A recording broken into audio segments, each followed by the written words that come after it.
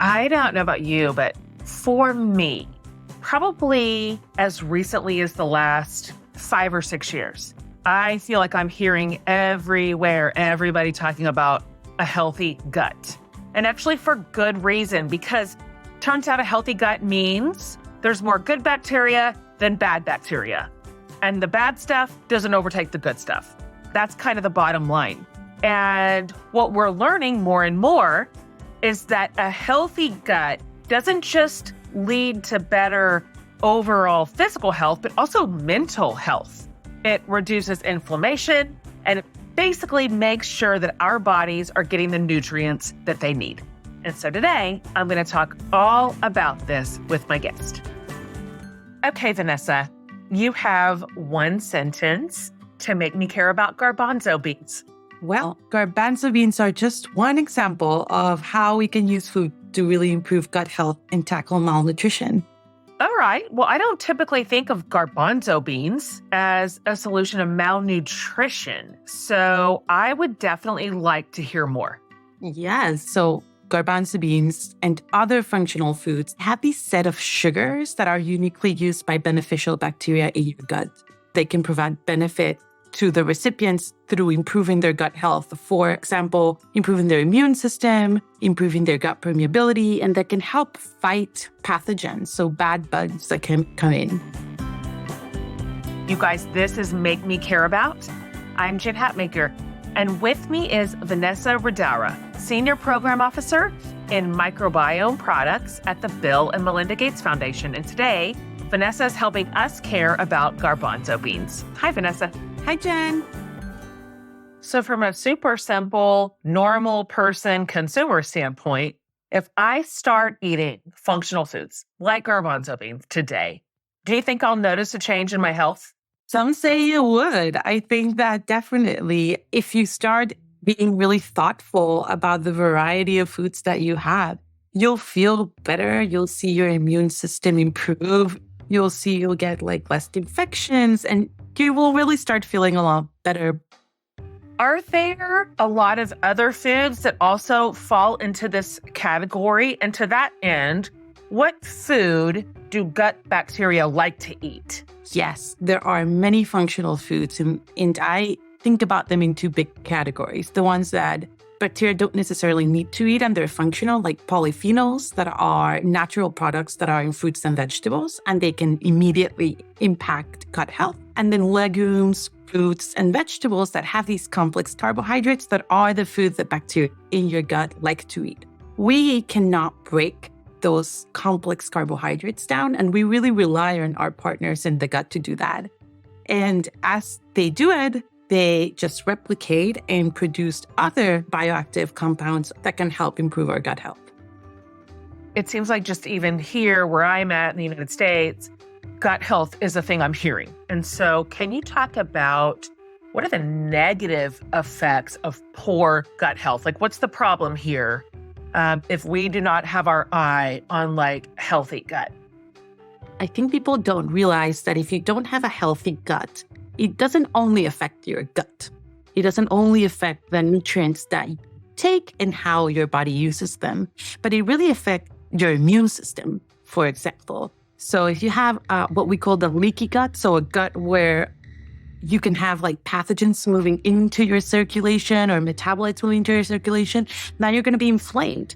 So you're going to have systemic inflammation that it's going to have negative effects on your health overall. The gut also has a direct link of communication with your brain. And so not having a healthy gut could also be a source of anxiety, for example. And you don't even realize it, but having good bacteria, healthy gut can also help you have a healthy mind and a healthy body. Okay. So what happens if people say they don't like garbanzo beans because either maybe it's not a part of their diet or maybe they're even allergic to garbanzo beans? What then? There are many other opportunities to use other foods. Like, for example, you can use other types of beans or you can use plantain. Part of this complementary food that we're using for funding to use for undernourished kids has green plantains is one of the big components of it. And that is also another type of functional food that is impacting in feeding that bacteria in your gut. From a production standpoint, from a supply standpoint, how important is it for one of these food groups, like garbanzo beans, as we're talking about today, to be native to the region and part of that regional diet in addressing infant malnutrition? Jen, you hit the nail right in the head. It's really important for the food to be produced locally because it would be really hard in terms of accessibility, implementation, and compliance to bring the food from other continents. But beyond the manufacturing piece, I think that food has many emotions tied to it. And in many cultures, food plays an important role in how individuals teach their children about their traditions. I was, for example, just in Senegal, and some of our collaborators were telling me about the role of food in their marriage during their wedding and how they introduced their tribe to their new husband and wife by introducing their food. So when we are thinking about the design of a complementary food at the foundation, we think about not only having foods that have the functional properties that we talked about, that is accessible and easy to get to, but also that is tasty and part of the tradition for the population we're targeting. And this is going to ensure acceptance and really reduce the barrier for compliance. Vanessa, are functional foods like garbanzo beans enough by themselves to solve undernourishment in infants and children? That's an excellent question, Jen. And I think that we think about it as having a base food that has enough calories and macro and micronutrients to really nourish the baby that we're trying to improve its health, but also adding these functional foods on top of it, like garbanzo beans, that are going to have other properties. So they can be anti-inflammatory, they can be an antioxidant, and they can improve gut barrier function. And that can help baby, on top of providing the nutrients that they need, the calories that they need to feel better and improve. One thing that we've found really interesting with some of our grantees is that they've compared calorie-replete foods, so babies that receive enough calories for health, and those calorie-replete foods together with these functional foods. And what we see that is that even if there are not more calories in the foods with functional foods, babies do better. They gain more weight. They improve faster, meaning that calories are not enough. Really feeding baby and feeding our gut microbiome is important. Let me pause for just a moment and say, this is Make Me Care About. I'm Jen Hatmaker.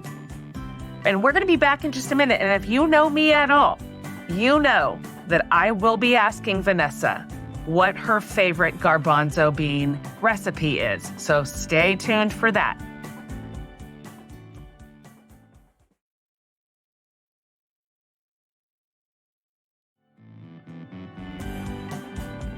This is Make Me Care About. I'm Jen Hatmaker, and with me is Vanessa Ridaura, Senior Program Officer in Microbiome Products at the Bill and Melinda Gates Foundation. And today, Vanessa's telling us all about garbanzo beans.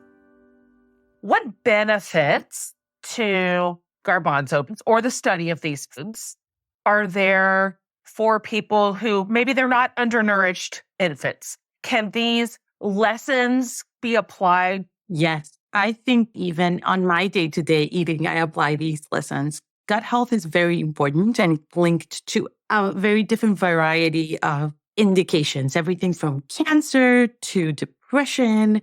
And really eating and maintaining your gut health is going to be key to continue to have a healthy life. And so for you, Jen, in the morning when you're deciding, or for me this morning, I'm deciding between the croissant or the fruits, the best thing to do is really think about what's going to feed those beneficial bacteria on top of providing the nutrients that I need for day to day to keep my gut healthy and make sure that I am not only fighting other diseases, but even improving my immune system and making sure that a fluid comes around what you eat. Actually, it's going to make sure that your immune system is ready to fight that. So on a personal level, what would you say is the most interesting part of studying the microbiome? And also, what is the most challenging? The most interesting part is, and I think it's also the most challenging part, it's the fact that the microbiome, specifically the gut microbiome, plays a role in so many different aspects of human health. And if you think about how we evolved together with these bacteria. And the bacteria in our gut, are in our skin, in our nose, and in our mouth. And this makes it really hard because there are so many different bacteria. It's not just a single bacteria or two, it's just hundreds of different bacteria that are different from different populations in the world. So really pinpointing which are the peak layers that we need to boost, which are those probiotics that you should take after having a huge dose of antibiotics. And I think that we're still really learning about the potential of the microbiome, who those key players are, and how we can manipulate it in order to improve health under different circumstances. But I think that what is maybe disappointing to some is that it's not a magic bullet, right? I think that we've known that eating a variety of fruits and vegetables are good for you. So it's not new information, but I think that the context of what those foods are doing is new information and could help you really make those decisions day to day. So I wonder if, since this is your area of study and you spend a lot of time thinking about garbanzo beans, what's your personal favorite, either garbanzo bean or any functional food recipe? You know, I will say too, I really do love hummus. And same. Really love it. And I'm from Venezuela. And I think that one of the things that had to go in every meal growing up was plantains. And plantains were just like in every single meal. And green plantains, which are a huge functional food that we use in our current diets, are just a staple in Venezuela as well. And they're delicious. Delicious. And I have also fried plantains and dipped them into hummus. And so let's just combine all the good things into one appetizer. And everyone is happy at the party. I know I am for sure. For sure. All right, you guys. To learn more about Vanessa's work, please check out the show notes. Here's what I'm walking away with today. First of all, now I know the term functional food. So I got that one in my hip pocket. And I just am super intrigued with the idea of something so simple, so nourishing, but also grown locally. So it's hitting sustainability, it's hitting economic development, and it's hitting nutrition. Like, this is an incredible solution. If you liked this episode, follow the show to hear more things to care about, because we got a whole bunch of them lined up for you guys. Also, we'd be grateful if you could share this episode with a friend. Make Me Care About is produced by Jesse Baker and Eric Newsom of Magnificent Noise. Our production staff includes Sabrina Farhi, Hiwate Gatana, Julia Nat, and Kristen Muller. Our executive producer is Eric Newsom, and I'm the host, Jen Hatmaker.